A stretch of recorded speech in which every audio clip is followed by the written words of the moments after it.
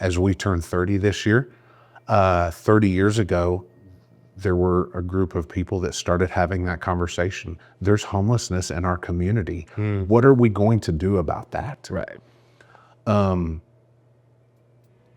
And you can see 30 years later what's happened is we're doing something about it. What I love about Dancing with the Stars is that we select celebrities in our community and partner them with professional dancers, but then we utilize those people as kind of friend raisers or fundraisers. We're asking them to participate in this really cool event, right? Everyone's like, oh, I want to do that. To some degree, we have tricked you because you don't realize what you're getting into. Right. The only thing I'm not completely over is how much the weather changes. It's ridiculous. I know. We call it 4 seasons weather. 4 seasons in one day. That's right. Yeah, it's a bit of an emotional roller coaster and multiple outfits. That's right. Try to get ready. But I do. That's fine. That's right. All right, so for camera purposes, what is your name and position, and then we'll kind of riff from there. Yeah. Doug Belisle. I am the executive director at Good Neighbor Homeless Shelter. How long have you been there? This is my 4th year. So I started in 2023, right at the end of 2023, August. I thought you were there a lot longer. Some days it feels like that. Yeah. And some days it feels like it was just yesterday. So me moving here is like, this is pretty, like, I feel, because I've only been here for 2 years. Right. So I feel like I'm still figuring out a lot. So like when I met you, you were 2 years into your, wow. Oh yeah. Yeah, that's like still figuring out. There's a lot of that, yeah. There's a lot of that. It still some days feels like that. That's amazing. Okay, so the way that we met is through this project called Dancing with the Stars. Yeah. My aunt had connected me with you and told me that this is something that you work on. And for me as a dancer, I'm like, oh yeah, if anything with dance, let's do it. But then I got wrapped into this whole production that you do. And I'm fascinated, not just about the production, but the cause of the production. Yeah. So can you enlighten us a little bit about what is Dancing with the Stars in Cartersville and how it serves the community? Yeah. I won't go into a lot of history, but I think one of my favorite things about Cartersville Dances with the Stars is that so far, it is the only collaborative fundraiser in the county. So typically, although nonprofits work together, right, there's a big sense in which when it comes to funding, there's a lot of silos. Okay. And I think that's true with any relationship. Once you add money into it, it kind of becomes, they're like boundaries hit and it just feels a little bit different. But right. I think from the start, what had happened is the school system approached Good Neighbor and said, hey, we have this idea and we saw this fundraiser in a different community and we would love to do it, but we're gonna need to partner with someone in such a way that it makes sense. Right. And the shelter was, I guess, said, yeah, let's try and see how that worked. Right. And that was, we're getting ready to have and be in I think this is our 14th season. Oh, wow. So that was 14 years ago, and it started out kind of really small, and then has grown into this thing that's really pretty incredible. Right. But I love it. I love that it supports homelessness in our community, in the sense that we're raising money to support shelter programs and specifically transitional housing, which is a program that we have for families with children, where the idea is that for a family that's struggling to go from survival or surviving to thriving, what does that take? Right. And so for transitional housing, we kind of built the program, or the program got built in such a way that we said for a lot of families, especially single parent families, you're gonna have to increase your income potential or your earning potential in order to move from just getting by to really making it. Right. And so in order to do that, usually education is the factor that is the missing component. And so Right. transitional housing families, they go to school full-time, work part-time, and live in one of our transitional houses for free. And so they're able to focus on increasing their earning potential through schooling, or through involvement in some sort of certification program, because we realize that college isn't for everybody, but everybody needs a skill, Right. and especially struggling families. And so we work with families to kind of bring them to a point of moving up the ladder income-wise, so that they can really thrive in their family unit instead of just really struggling. Right. And that's been really cool. So the fundraiser supports our transitional housing program, and it also, our partnership with the school system allows us to also support some homelessness programs within the school system, mainly a program called Backpack Buddies, Yeah. which I didn't help start, but I remember being there at the beginning. Right. And thinking this is really cool, and it's really important when you think about what food insecurity means to a kid. And I think the really powerful part of that is that a lot of people miss is there are some families, and I think part of it is just because we don't live in this situation, most of us. Right.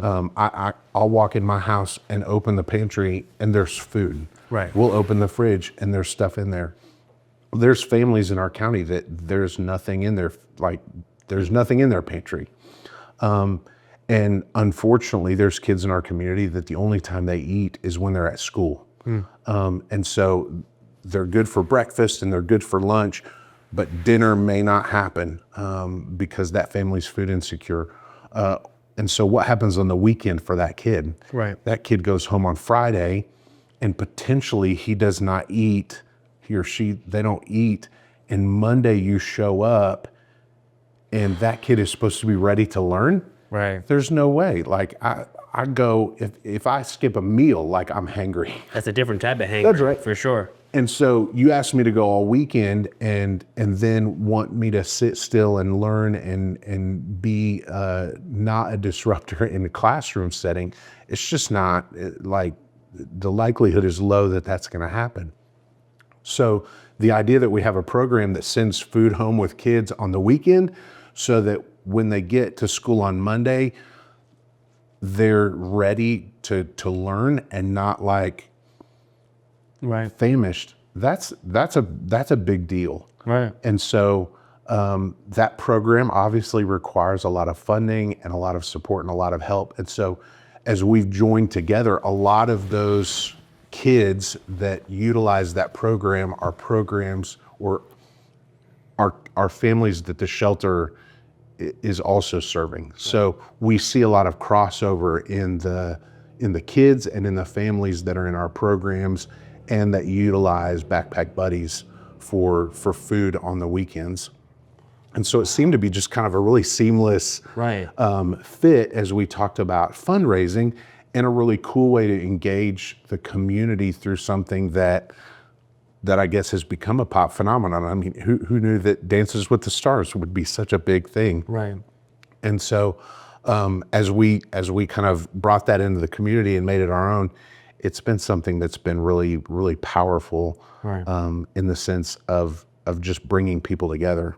And who knew it would become as big as it's become? It really has been surprising to It's definitely all a of thing us. I feel that people look forward to. Yeah. You know, I mean, I've only been here for a short period, but once it starts coming up, you can feel the energy of the county, of Oh, the yeah. city, of them looking forward to it.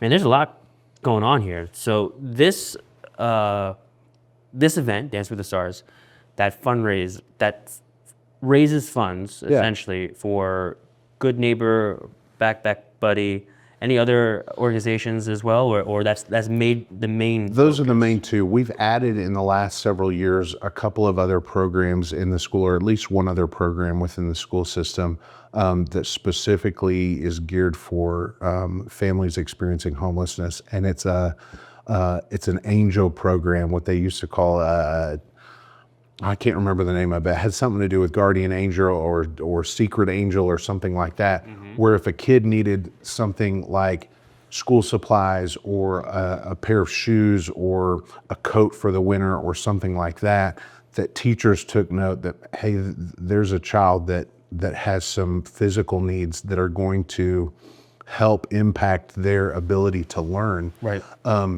They would put out a message, and then school social worker or someone in the community would provide either money for that item or that specific item so that child did not do without and were supported on their ability to, again, engage. And so we've added that as part of the program lineup for what we're raising funds for. So things that support kids to be able to continue and do well and survive and thrive in education, and things that help families to do the same thing. This is incredible. So I feel like I'm one of those individuals that got kind of wrapped up into this production of like, yeah, let's create the visuals and the story, but then simultaneously like, oh, there's a lot happening through this event and supporting the community. And I'm a big person that supports community supporting community. Yeah. And I think that's one thing that this event does. And I guess one thing that I really would like to know, as far as just you being able to communicate to the audience, is what are things that we should be aware of or know that's happening in our own community, and probably not the community, but in our own community, that involves good neighbor and our homeless situation that maybe that we're not aware of. Because now I feel like there's a lot to know, there's a lot to learn, and what we're contributing is helping. I think a lot of it revolves around awareness, and I think that's one of the main things that an event like Cartersville Dances with the Stars helps to raise in the community. But I think a lot of times, just because of the way that relationships work and the way that we hang out with people most commonly who are most like us or who we have the most in common with. Right. And so whatever your situation is, you tend to normalize your experience around your group of people that you hang out with. And so there's usually for most people, there's a lack of diversity when it comes to that, especially when it comes to socioeconomics. And one of the stories that I love to tell is there was a judge that we used to have in Bartow County, and her daughter in elementary school invited a friend home for the weekend, like just to spend the night, kind of a harmless spend the night party. And so she picked both of them up from school on a Friday and said, okay, hey, we've got to drop by the store to get some groceries so that we can have dinner and breakfast tomorrow. And the little girl that was coming to spend the night, she said, oh, we can't go. It's Friday and the store's not open on Friday. And, I can see in my mind's eye this judge looking up in her rearview mirror and looking back at this kid to like, are you serious? What are we talking about, right? Yeah. And she goes, oh no, sweetheart, like it's going to be okay. And they drove to the school, they drove to the store and got out and went in and grocery shopped. And this little girl, like her mind was like exploded. She was like, because for their family, Right. their SNAP, their food stamps, their EBT it only loaded on a certain day during the month. And so when that happened, they went to the store. And as far as she knew, you go to the store one time on a specific day that's not Fridays. Right. And all the other times the store's not open. Right. Because people only have money for food on that specific day. Because that was her experience, and probably most everybody that she knew or spent time with, that was their experience. She didn't know any better. Like she didn't know that there was a difference. Wow. And I think homelessness in general is and the work that we do is really closely related to that story, because there's a lot of things that we're not aware of just because it's not our experience. Right. And homelessness, I think, is one of those things. and or there's a stigma behind, Right. right? So when we see that guy, and this is as I've had opportunity to speak to groups about what Good Neighbor does, one of my favorite stories to tell is to tell on myself, because I was the guy that would drive through the Walmart parking lot and see the dude with the sign and go, bro, just get a job. Right. Like, what's your problem? Right. Just like, why are you like, do what I do. Right. And then I started working at the shelter, and I didn't meet that particular guy, but I met That guy. people. I met people experiencing homelessness, and I was like, why is this happening? Like, why don't you just get a job? Right. And I begin to hear stories about why, and the barriers that some of our neighbors face in trying to get from where they are in the parking lot holding a sign to where I am driving through the parking lot in my car. Right. And part of that most people, and even I didn't consider, is how do you get a job? Right. Well, you fill out an application. Right. Okay, well that's no big deal. What's the second question on every job application you've ever filled out? What's your address? Man, I live in a tent out in the woods. I don't have an address. Right. What's your phone number? I don't have one. Right. Well, if I don't have an address or a phone number, how do you even find me for whatever the next step in that process is? Contact. Yeah. You don't. Right. And so it's not hard to go from that point to this job thing is not for me because this application is asking questions that don't apply to me. Right. And correct me if I'm wrong, stuff like this happens to, I mean, of course to anyone, but to the most unexpected of circumstances too. Oh yeah. You know, like people are fine and then all of a sudden And laid off, lose his that's right. job, go through some sort of marital change. That's you know? right. Yeah. And so there's a lot of circumstantial poverty that I think happens where you have a sickness or you lose your job or your car breaks down or your house burns down or whatnot. And then all of a sudden you are thrust into, oh my goodness, I've lost everything. Now what? And then there's a different kind of poverty that sometimes you get into the longer that you experience that. So what happens to a lot of people that we know and work with at the shelter is they've gotten to the point where they've personalized their experience. Right. So Meaning like they believe it's their fault or. yeah. So and that's the reason that one of the things we talk a lot about is language and why language matters. So we don't have any homeless people that live at our shelter. We have people who are experiencing homelessness that we serve. We've got people on the streets that are experiencing homelessness. Right. That's different from I'm homeless. Right. One is this is something that I'm going through, and the other is this is something that is who I am. And so when you get to the point where you've internalized your struggle, fill in the blank, whatever that struggle is, and that becomes part of who you are, then all of a sudden the problem is not what I'm experiencing, it's me. Right. And that happens a lot of times for the people that we serve, and the people that you see on the streets and the people that are holding that sign, when everything that they try fails. Right.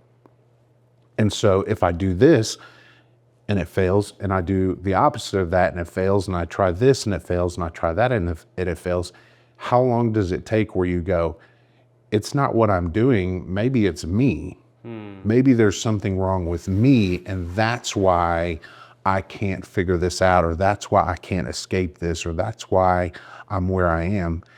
And when that happens, then then it's really hard to escape that because the problem's you. And so a lot of times when people come into our programs or we're out and we're trying to help people find, stable housing, the first thing that we've got to do is help them over that barrier of this is not you, this is just some difficulties that you're facing, and these are some barriers that you have, and we've got to get them to the point of being hopeless to believing in themselves.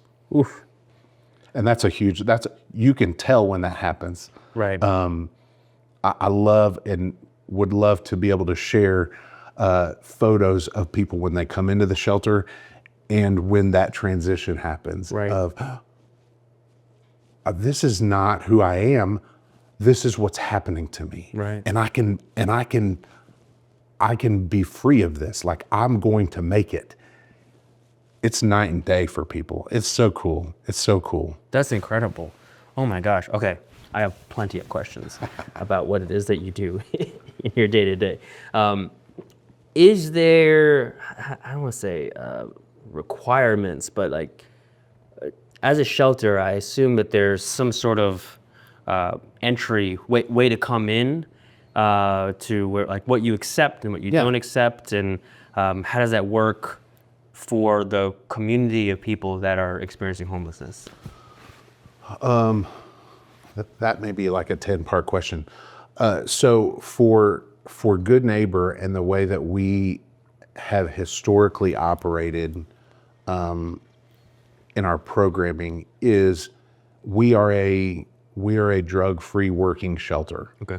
And so part of the requirements that we set as an entry level to be able to get into the shelter and utilize our program is that you have to be able to pass a drug and alcohol test, and you have to be able to, like, you've got to be mentally and physically able to job search and then work a job for the length of the program.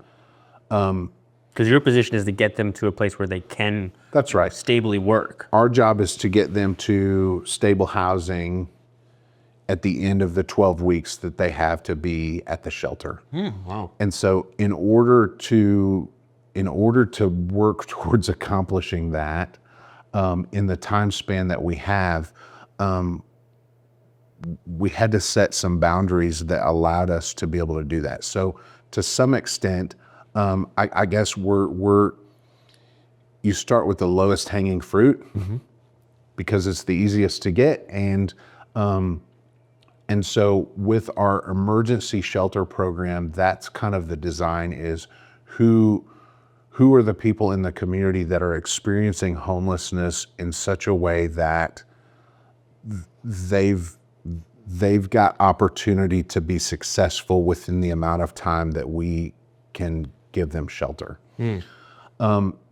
So that's in the background.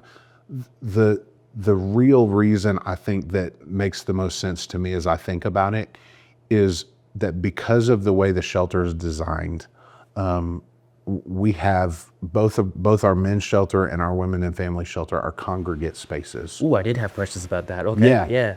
So the model that was built when the shelter was built back in 2001, and we started operating 24/7, 365, and started the Goals program, which is the 12-week program that we currently utilize. So we've got several bedrooms at the shelter that have multiple beds in them. So Now, is that for families or for how does that work? any individual. So, Okay.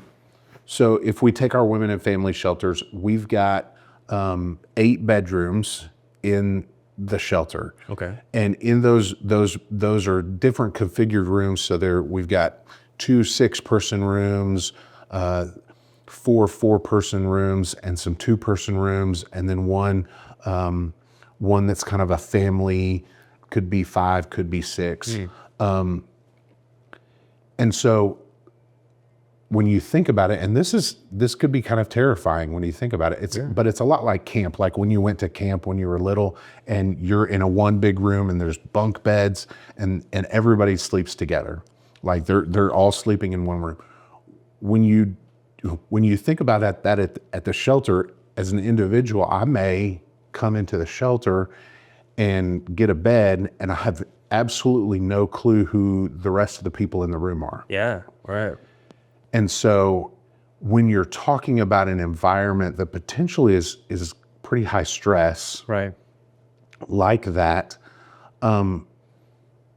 obviously number one is if you're geeked out on drugs, like if you're high in that environment, whoa, I mean, Right. that's crazy. Like that's not it. That is a recipe for disaster. Right. So that right there, we're like, if we are housing people together in the same room, they all have to be sober. They all have to be. Cognitive of their decisions. That's right. They've Right. got to be in a place where they're not being influenced by drugs or alcohol.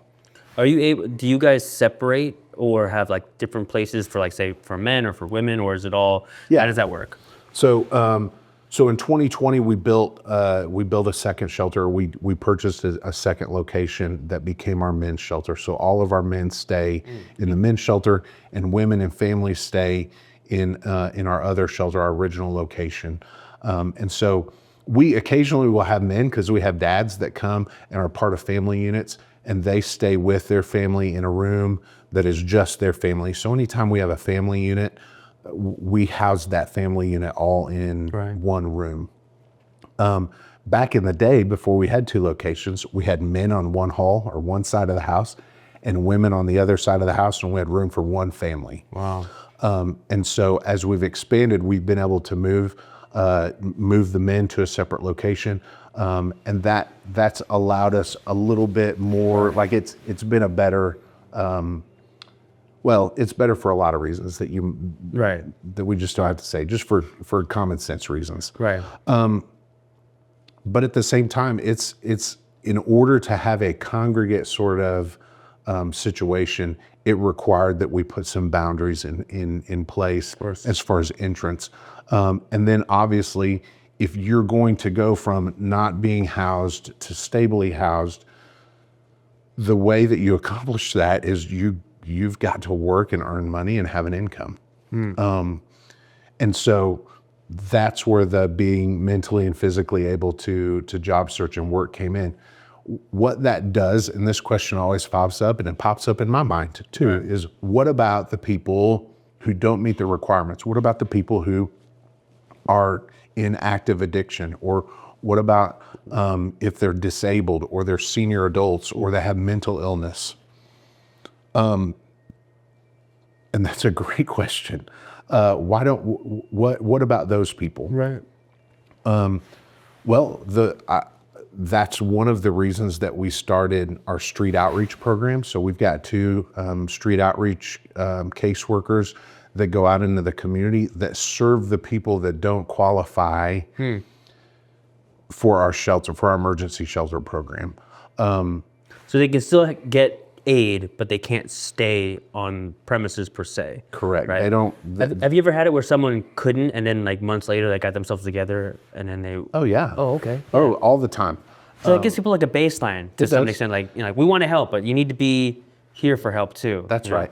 Now, commonly that happens with addiction and not with disability for obvious reasons. Right. Right. Like unless they just miraculously get better, and then great. But more commonly, what happens is people that are in active addiction go, like there's a point at which you come to yourself and you go, wait a second, there's got to be something better. Right. And for that person in addiction, I think one of the beautiful things I've learned, and one also the kind of saddening things, is that for a lot of people in addiction, that is a moment. And if you don't get help in that moment, then that moment passes and you're right back into addiction. And so being able to have a place where you can go when that moment hits and you go, I'm ready for something different. Right. The shelter has relationship with those people in their addiction. And so when they have that moment and they're like, hey, I need to get out of this. It's time for a change.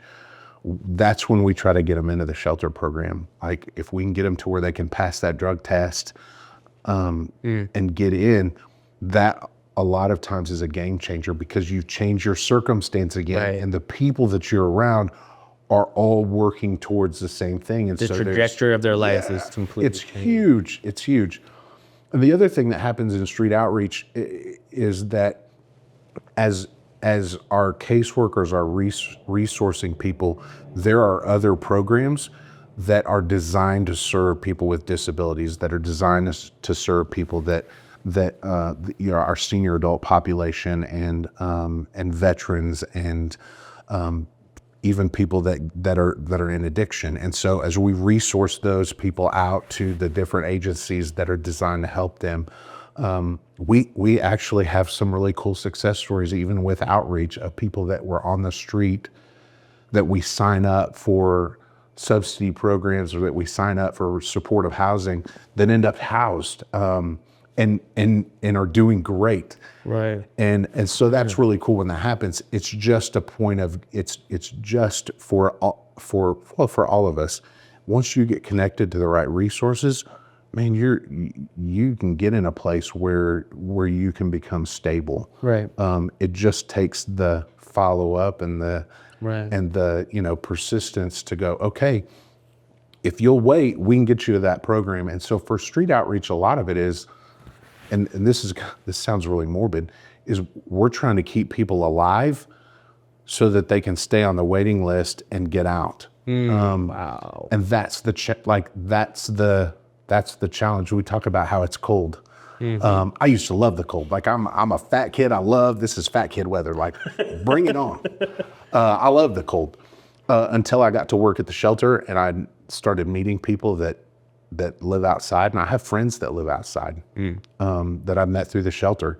And I can't stand the cold because I know people that are sleeping out in it. Different images now coming That's in right. the rain. I know, like I love the rain, or used to love the rain, Right. until when it rains now, I think about my friends that are out in the rain, and that's got to be miserable. Right. And so part of that is getting past that stigma of what we think that people are homeless because they want to be. Right. There's a percentage, right? Like Right. that's the exception. That is not the rule. Right. And so once you get into that space and begin to meet people and hear that they don't want to be, very few people that I meet want to live in a tent out in the woods Right. until the police chase them off and they've got to start all over again, right? They want to be stably housed, but they don't see that pathway, or they're not in a place where they're ready to make that decision yet. And so how do we support them until they are ready? Right. Or how do we support them until that resource is available? And that's huge. I'm curious, and I don't even know if this is a good question, but so like we were talking about careers earlier and how it changes by year, right? Yeah.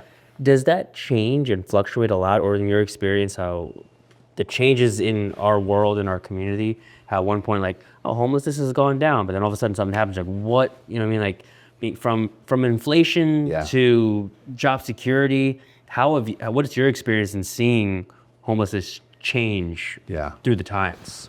So this is a note that COVID incredibly affected our homeless population. Like lots of people were affected by the shutdowns and everything that occurred during COVID. I bet. That either they lost their job, they got sick, and so they've got outrageous medical bills, or So there's a huge influx during this time. huge influx. We're talking late 2019, early 2020. Yeah, and especially 2020 to like 2022, 2023, we saw the amount of unsheltered homelessness like dramatically increase. Right. And so if you were to look at a graph, it's tracking along, and it's even sometimes in most areas homelessness was decreasing. And then all of a sudden COVID, and you see this big spike. And it's beginning to kind of like that is evening out, I think. I think the hardest thing right now, it used to be, so the stories that I hear at the shelter from some of our longtime staff, 10 years ago, the hardest thing we did was find people a job. Like, housing was abundant. You could find an apartment for, $500 a month that was a nice place to live, but you couldn't find a job anywhere. That was 10 years ago. Today, the easiest thing we can do is find someone a job. The hardest thing is to find housing. Not just affordability, but oh my gosh, is it close enough for where they're working? What's the travel? Oh man. And so you think about those barriers that exist for people, and it's a lot of times it's, well, just find a job. Okay, well, I found a job. The job that I could get was I'm making $18 an hour at the warehouse that is 12 miles away from where I am. No big if you've got a car. Right.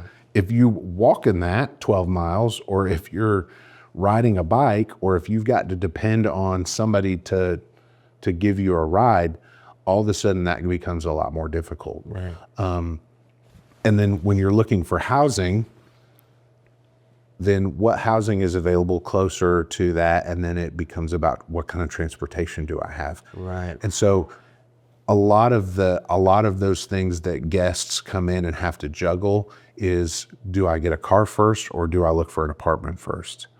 And how long does it take me to save up enough to do both? Right. And so we've explored programs and grants that help us to cover some of those upfront costs. Right. Because the other thing that totally tracks people off is that when you move into a new place, now there's, you not only do you have an application fee to get into a place, but you've also, a lot of places require first and last month rent for your deposit, and maybe sometimes a deposit. Right.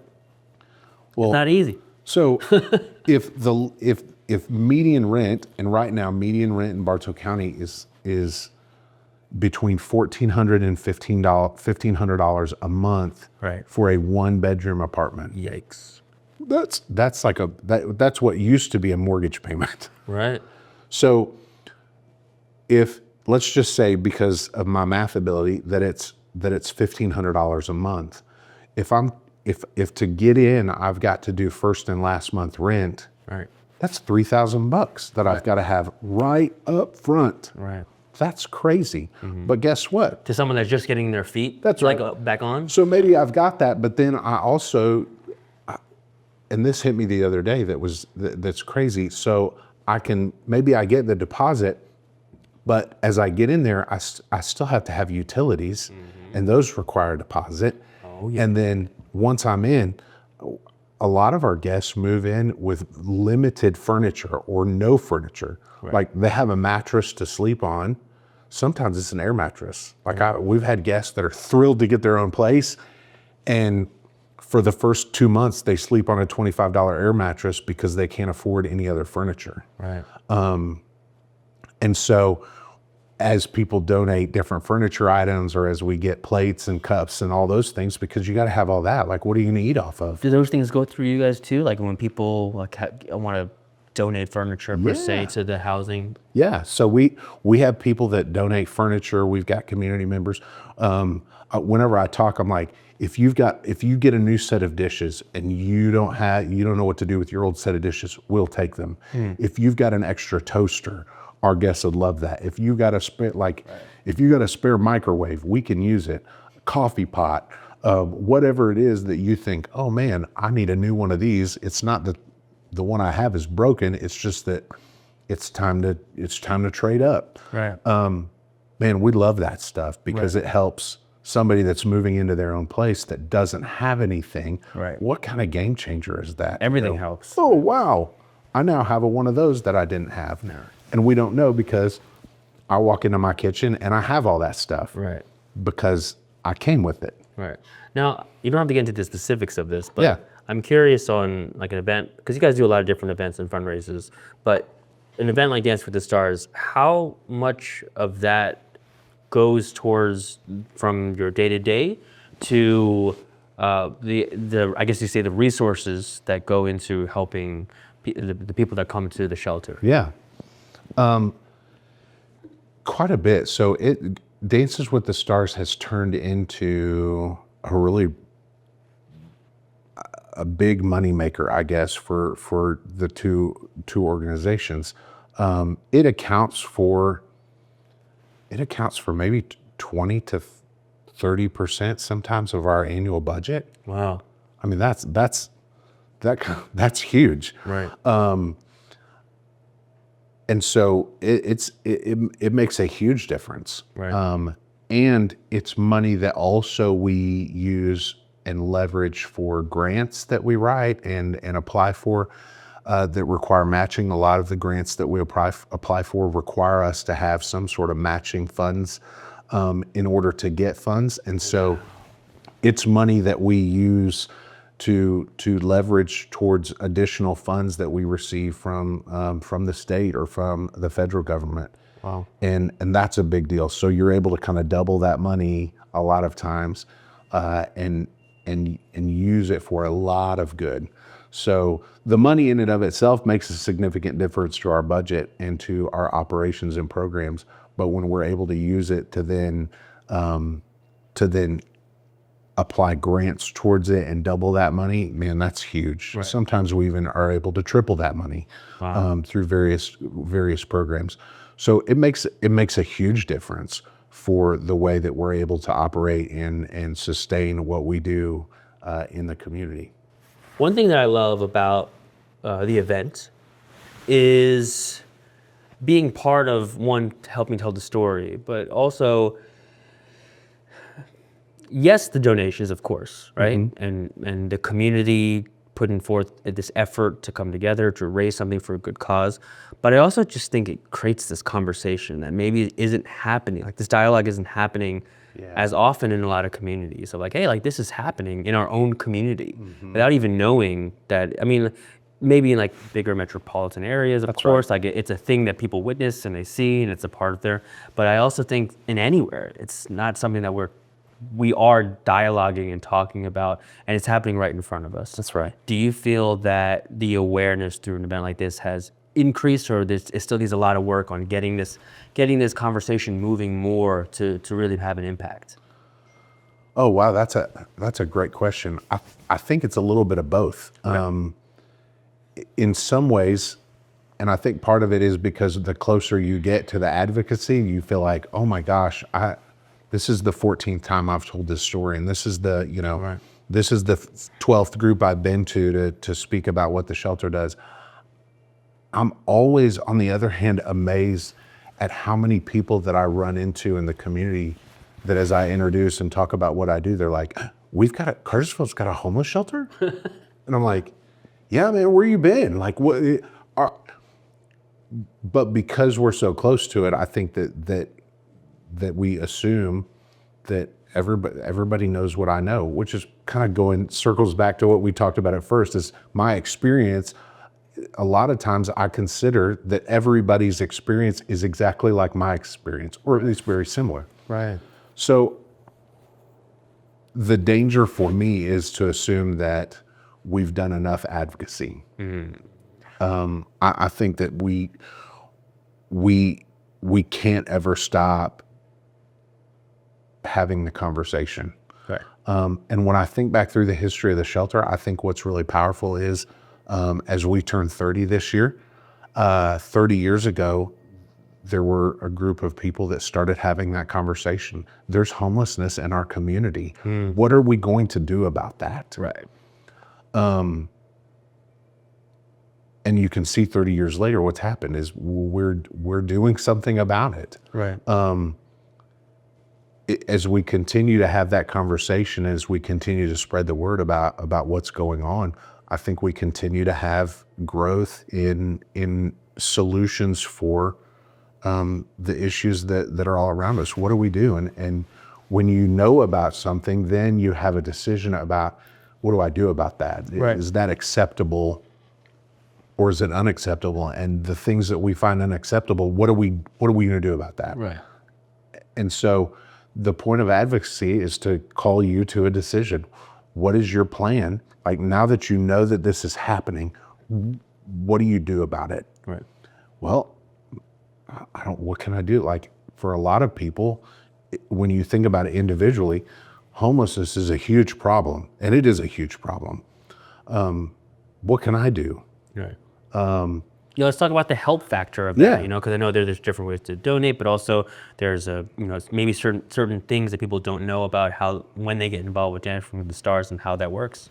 Yeah. So what I love about Dances with the Stars is that it utilizes people from our community to not only raise that awareness, but also raise the funds. So the way that we put the event together from the start has been, we select celebrities in our community and partner them with professional dancers, but then we utilize those people as kind of friend raisers or fundraisers, crowdfunding, so to speak. And we challenge them to raise a certain amount of money.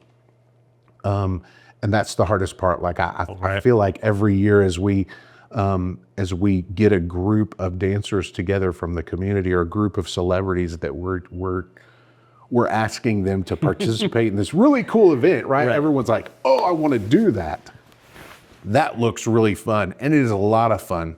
But I feel like every year as we sit in that orientation meeting with all of our celebrities, I'm like, to some degree, we have tricked you, because you don't realize what you're getting into. Right.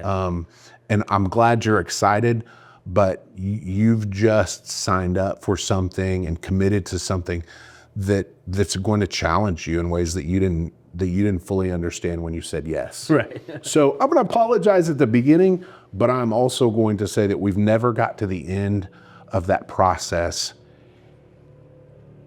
and had celebrities go, I hated every minute of that. Right. Like, they always go, that's the best thing I've ever done. Like, I'm so glad I got to be a part of that. Right. And every year it keeps increasing too. Correct me if I'm wrong. Yeah, right? Like it's been really, the total amount, which is nuts. That may be the most intimidating thing about putting the event on. And I thought I thought last year was the year that I was like, in fact, we went through the whole season. I was like, we're not going to make more this year than we did last year. Like, this is the year, right, on my watch, that it's not going to, that we're gonna make less than we did that year. And what happens when that happens? Right? Does that kill the event? What does that do? I don't know what it does. It probably doesn't do anything. Right. And I don't know, because last year we crushed it, and nobody was more surprised than I was as we went into the event. And I thought, how has this happened that we've raised the kind of money that we've raised? And a lot of it is our celebrities. They go from, I came because Doug asked me, or I came because one of our committee members asked me to be a part of this, to the point where they say, I'm doing this because I'm changing someone's life. Right. That's big. At the end of the day, right, we're looking for heart change. That's exactly right. Yeah. And so one of the things that we challenge celebrities from the start is we want to help you find your why for doing this, beyond just that we asked you to do it. Right. Beyond the fact that you thought it would be fun to do this. Because in the process, what you find out is, while it is a lot of fun, it is crazy hard work. Right. But also, hopefully, what you find out is during it that because of what you've done, people have a different future than they would have had you not done that. Right. Oh man, the ripples that it creates. Gosh, it's huge. Goodness. It's so funny. I went to Walmart last night. My wife had sent me on a honey-do list, and I was picking up groceries, and it wasn't late, but it was probably 8 or 9 o'clock. And I come rolling into the Walmart, and I'm pushing my cart through the door, and I get in, and this lady comes from around the lobby, and she goes, "Hey, you work for Good Neighbor. And I was like, I turned around, I was like, yeah. And she goes, I used to stay there, and you guys, like, that place changed my life. Oh my gosh. And I'm so grateful, and I'm doing so well now. And I wanted to say thank you. And I stopped, and I was like, we celebrated. I'm like, I'm so proud of you. I'm so glad that you stopped me, and I'm so glad that you're doing so well. And we talked for just a moment, but as I turned to go back into the store, I was like, that's it. Like, that's the why we do. That's the why it's important, is because for that single mom, or for that mom who was there with her kids, she had come from homelessness to a point where she was thriving, where she's doing well, and she was able to say, hey, because Good Neighbor happened in my life, Right. I'm different than where I'm in a different place than where I was. Right. I'm in a better place than where I was. Wow, that's powerful. Yeah. I mean, you guys being that transition from survival to thriving, right? It's almost like you guys are that stick on a plant, you know, where a plant is kind of wilting. Yes. And you're like, dude, we got you. And you wrap them up against the stick. That's right. And then you help them up. And then one day you're like, hey, you don't need the stick anymore. You know, and then. The what's the social work term for that? Scaffolding. Okay. It's scaffolding, and the unpopular term is enabling, right? Like, we enable people to succeed. Right. Well, the concept of community sometimes, especially in our world, in America world, which is like the individual, you know, the entrepreneur, the go-getter. And like, truthfully, nobody gets anywhere without help. Nobody gets anywhere without a hand. And that doesn't mean like a handout, but connections and resources. That's right. But having a community mindset, I think, is so important. But to be the people that is encouraging and bringing them together, I'm all about that. That's right. You know? And I love that. And being able to be a part of that, I think, is significant. And that's why I think that this event has continued to be successful, and that it continues to grow, is because it connects people to a larger part of being a difference in the community. Right.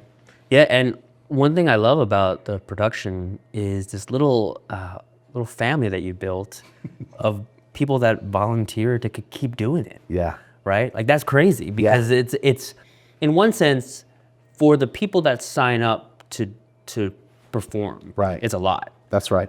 But then ever since my wife started doing the choreography and helping with it, now I'm like, oh, there's a lot of time and resource, and the sacrifice of your own schedule to make time for this. I mean, there's a lot goes into it. That's From right. a creative aspect, artistic, to the technicalities and the organization of the event is a lot. And I love that overall, this is hand-in-hand, communally done. That's right. And it couldn't be done any other way. Right. Like, I think that's the secret sauce, if there is a secret sauce, Right. is that if we don't, like, you think about all the things that would cause this to fall apart, if we don't have professional dancers who can choreograph and who will give of their time and talent to help our celebrities, we don't have an event. If we don't have community members that help us with the setup and the AV and even the place where we have it has partnered with us in such a way that just have an event space, if that went away, it would kill the event. Right. And so all the little pieces that are behind the scenes, that people spend time and energy and use their talents to help all of that come together into a very well choreographed and well executed event, that's huge. If any of that goes away, if that community disappears, you don't have an event. Right. And that's huge. I love that you said that, because it's it's those things that often, those pieces that often we overlook, that if we didn't have them, we realize how important those pieces are. Like that's the scaffolding that holds the event up. Right. Is the community that we live in. Right. Without that community, we don't raise any money. We don't have an event. We don't have a shelter. We don't help anybody. Right. I always look at dancers, not all of them, but a lot of times what we do, you know, those wacky inflatable guys on the side that are like this, that come in and buy something over here. That's right. That's what a lot of times like it feels like to be a performer or an entertainer. You're just like this guy or girl that's waving your arms trying to grab attention, but when you know that your hand waving is going towards something that's causing an actual effect and dropping something into the ocean and causing ripples of change that turn into waves. That is, I don't mind being, you know what I mean? We don't mind being that person. It fills it with purpose. Right. Yeah. Right. And one thing I will say that I'm really engaged about the event is as someone that grew up in the dance community is very communal in such a way that I think a lot of us, we don't really have teachers per se. What we have is our peers that are around us. And that's how we learn, that's how we grow. The community is what looked out for us in so many ways. It kept us out of trouble. We were too busy learning how to windmill, you know, or learning an 8 count to do anything bad or to go do drugs. And it was the community that kept us together. So to know that a communal practice and art form is also a part of another communal effort. Yeah. That right there, that's just, that I think is like the recipe of like saving the world, you know? That's right. That's right. It happens through relationship. Right. And I love that you pointed that out, because you're exactly right. That our professionals, as I've gotten to know them over this will be my 4th event. Right. They're rock stars, but you're right. They do. They to see how they gel from the beginning and how collaborative that community is. We've got a lot to learn. I've got a lot to learn with that, right? Like I think a lot of times we become territorial. Right. And you just stay in your lane and I'll stay in my lane and we'll not bother each other. The dance world does not seem to be like that. It's more like, hey, have you seen this? And what if we did this? And if I'm choreographing one and you're choreographing another and we get together, we come up with something that's better than what we had individually. Right. Because we were able to lay down our ego to some extent and say, hey, what if you did this? Oh, that's really cool. I love to watch our pros kind of talk amongst each other and work together when we're doing group dance practice or any of the other choreography.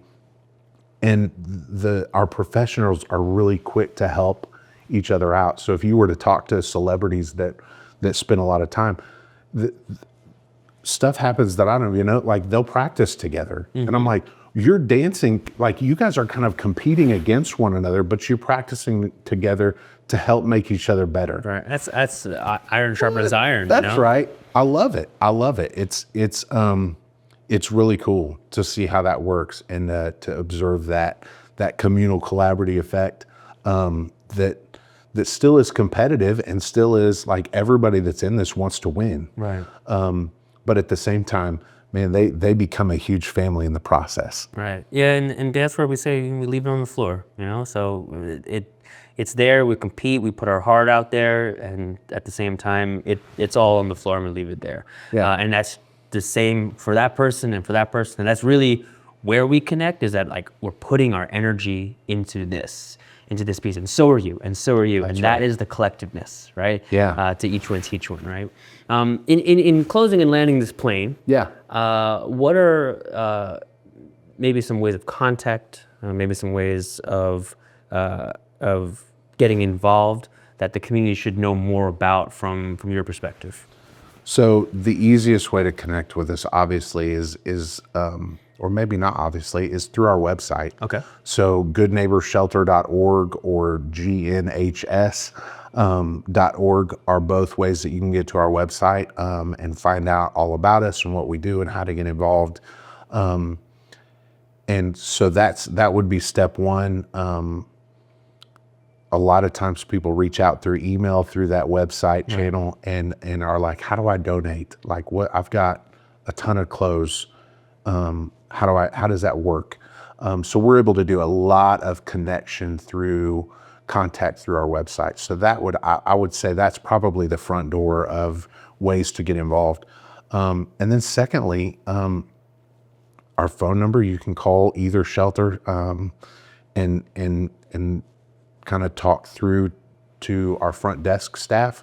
You could drop stuff by. So our locations are listed on our website, and you can drop by, you can give us a call, email, all of that stuff works, but all of that information to contact us, you would find on our website. Nice. And when, for this year, what's the date of the event? Where is it happening? Just some details for people for them to know exactly when this event is happening and how they can experience it. Absolutely. So it is Saturday, March the 7th. Doors open at 5 p.m. and the event starts at 7. Dinner starts at 6. It's at Clarence Brown Conference Center, right off of Highway 20. And every year, so if you miss it this year, every year it is the first Saturday in March. Okay. And so we've blocked that off on the Clarence Brown Conference Center calendar, and they reserve that for us the first Saturday in March every year. So that locks us into a date automatically. Right. So this year it's the 7th. We're excited about having a great event. We've got 10 teams of dancers, and so it's gonna be wild. I'm really excited. No, this is gonna be fun. I'm super I'm super grateful to know you. Likewise. In general, but I'm honored to be part of the mission and to help tell the story. And I really do think that the visual component and also the engagement of media, in this day and age, really helps drive forward the mission. 100%. So to be a part of that, I'm really appreciative. But also, it's one of those things it's like adopting a puppy. You think you're saving a puppy, and then you realize oh, this puppy's saving me. That's it's right. one of those situations where oh, I'm helping them. I think Good Neighbor's helping me, and all the things that I'm seeing, that I'm experiencing, and the stories that I'm learning. So kudos to you, and much respect for the work that you do in the community. And I'm really looking forward to this year. Likewise, man. The feeling is mutual. Awesome, man. Cheers. Cheers. Excelente. Yeah, man. That was awesome.